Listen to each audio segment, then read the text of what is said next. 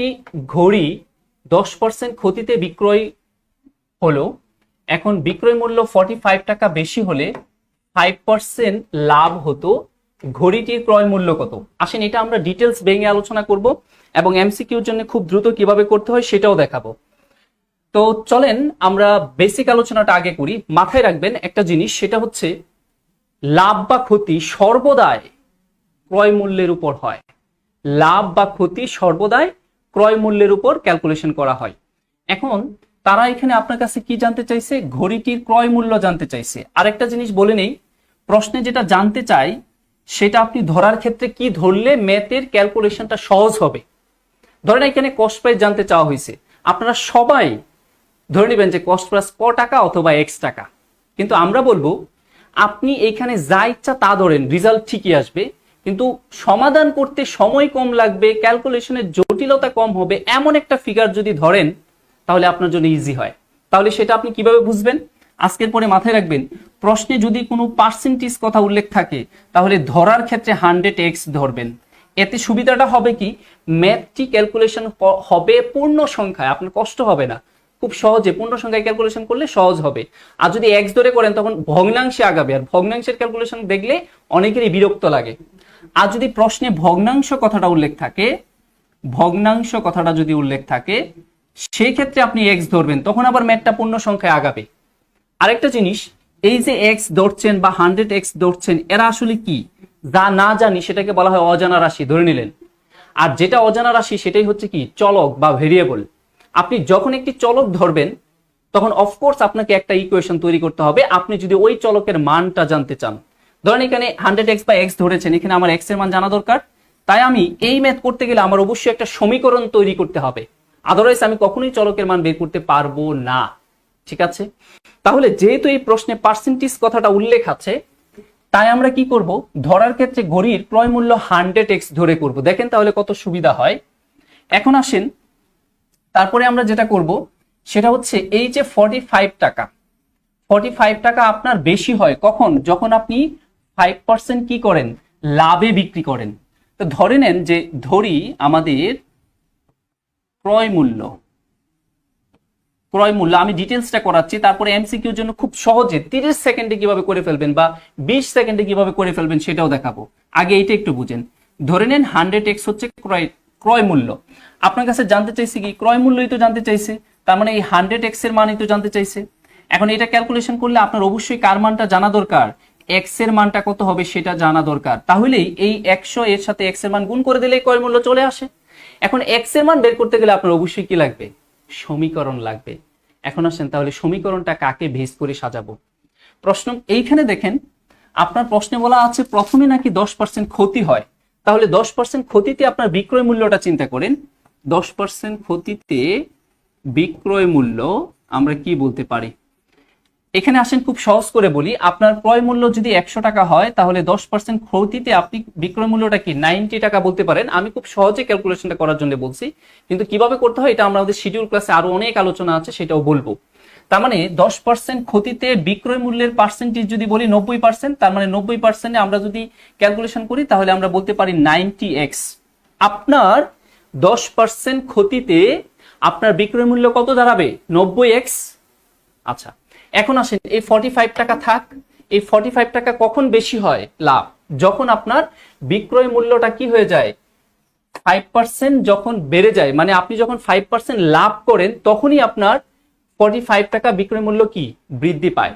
তাহলে আসেন 45% লাভে আপনার বিক্রয় মূল্য কত হয়? 5% লাভে নতুন যে বিক্রয়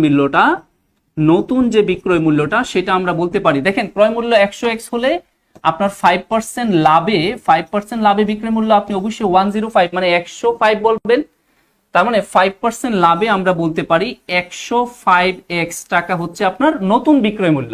মজার ব্যাপার হচ্ছে এই নতুন বিক্রয় মূল্য এবং পুরাতন বিক্রয় মূল্যের পার্থক্যটাই আসলে কত টাকা? 45 টাকা। তারা বলেই দিয়েছে আপনি 10% ক্ষতিতে বিক্রয় করলে, তা যদি আপনি 10% ক্ষতিতে বিক্রয় না করে যদি 5% লাভে বিক্রয় করেন তখন নাকি বিক্রয় মূল্য 45 টাকা বেশি হয়। তার মানে কি বুঝে গেলাম, আমার ইকুয়েশনের যে একটা পাশ হবে সেই পাশটা হচ্ছে পুরাতন এবং নতুন বিক্রয় মূল্যের পার্থক্য, আর সেটা কত টাকা? 45 টাকা। তাহলে আমরা এখন বলতেই পারি প্রশ্ন মতে আমাদের ইকুয়েশনটা কি হয়? প্রশ্ন মতে আমাদের ইকুয়েশনটা হয় হচ্ছে পুরাতন এবং নতুন, এই হচ্ছে নতুন বিক্রয় মূল্য কত? 105x, আর পুরাতন বিক্রয় মূল্য কত ছিল? 90x।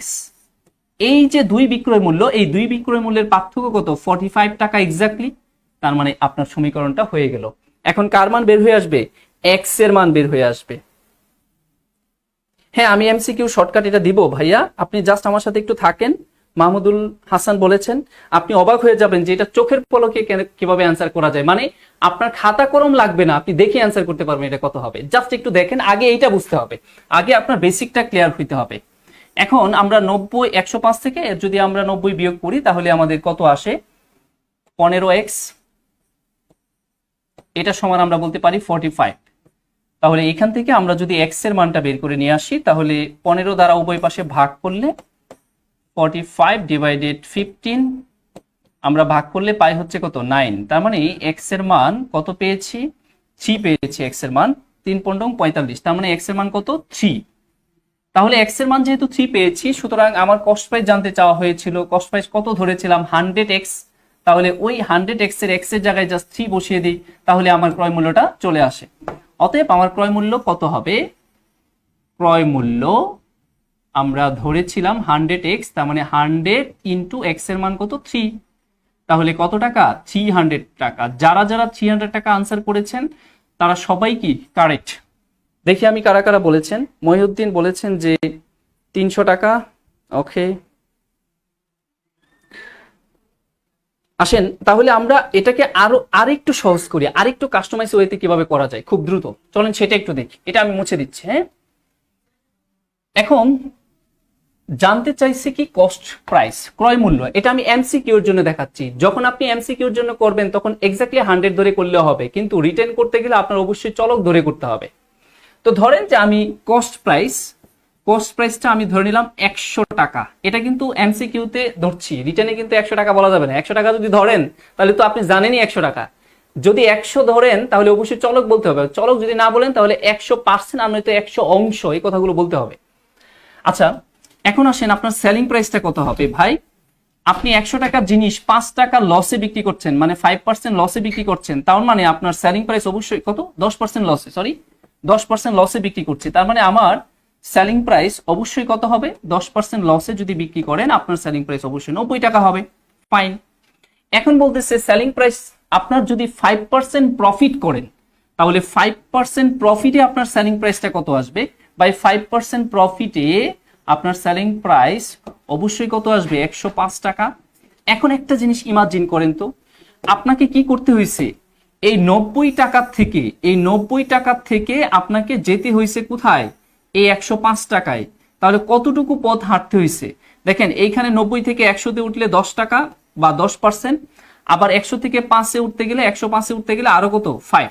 তার মানে 10 আর 5 15%। তার মানে আপনি এই দুইটা পার্সেন্টেজ যদি যোগ করেন তাহলে আপনাকে 105 টাকায় পৌঁছাইতে গেলে আপনার 15% বেশি হাঁটতে হচ্ছে। এখন 15% বেশি মানে কত টাকা বেশি বলে দিচ্ছে? ওই যে দেখেন 40 এখানে দেওয়া আছে 45 টাকা। তার মানে আপনি বলতেই পারেন, কি বলতে পারি? আমরা বলতেই পারি যে 15% মানে এক্স্যাক্টলি কত টাকা? 45 টাকা। তাহলে ক্রয় মূল্য জানতে চাওয়া মানে হলো অলওয়েজ 100%-এ কত সেটা বের করতে হবে।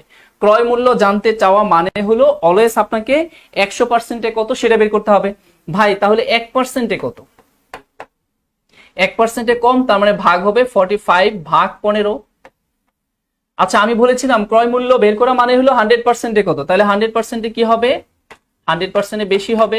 তার মানে 45 ডিভাইডেড 15 ইন্টু 100। তাহলে এই 15 আর 45 এখানে 3, আর 3 আর 100 গুণ করলে কত? 300। তার মানে আমরা এমসিকিউর জন্য এই টেকনিকেও খুব দ্রুত করতে পারি। আরো সহজ টেকনিক বলি। এখন খাতা কলম ছাড়া জাস্ট আপনি চোখে চোখে ম্যাথটা শেষ করে ফেলবেন। এই স্ট্রাকচারে একটা জিনিস মাথায় রাখবেন, প্রত্যেকটা ম্যাথই এক একটা ইন্ডিভিজুয়াল স্ট্রাকচারে তৈরি হয়। আর সেই ইন্ডিভিজুয়াল স্ট্রাকচারটা যদি আপনি ধরতে পারেন তাহলে খুব দ্রুত ম্যাথগুলো সলভ করতে পারবেন। তার ক্ষেত্রে আপনাকে কি করতে হবে? ইন্ডিভিজুয়াল স্ট্রাকচারের কথা যদি বলি, এই ম্যাথটা কেমন স্ট্রাকচারে সেটা বুঝতে হবে। ধরেন প্রথমে লস হয়েছে, তারপরে আবার লাভ হচ্ছে, ওই লাভে যাইতে গেলে আপনার এত টাকা বেশি বিক্রি করতে হচ্ছে, তাই না? তার মানে প্রথমে 10% ক্ষতি হচ্ছে, তারপরে লাস্টে আবার 5% লাভ হচ্ছে, কিন্তু 10% ক্ষতি থেকে 5% লাভে যাইতে গেলে আপনার 45 টাকা বিক্রয় মূল্য বেশি হইতে হবে। তাহলে এই যে স্ট্রাকচারটা, এই স্ট্রাকচারের ম্যাথ যেভাবেই ফিগার চেঞ্জ করে আসুক, যে দুইটা পার্সেন্টেজ দেওয়া থাকবে সেই দুইটা পার্সেন্টেজকে ডিরেক্ট যোগ করে দিবেন। যোগ করে দিলে কত পাইছেন? 15%। এই 15% সমান হলো সেই বেশি টাকাটা। কেন যোগ করতে হবে সেই প্রশ্নের উত্তরটা কিন্তু আপনারা রিটেনে পেয়ে গেছেন। তাহলে ক্রয় মূল্য মানে কি 100%-এ কত? তাহলে 100%-এ আমরা কি করব? ডিরেক্ট 45 ডিভাইডেড 15 1% ইন্টু 100%-এ 100। তার মানে এখানে কত? 300 টাকা হচ্ছে আপনার কস্ট প্রাইস।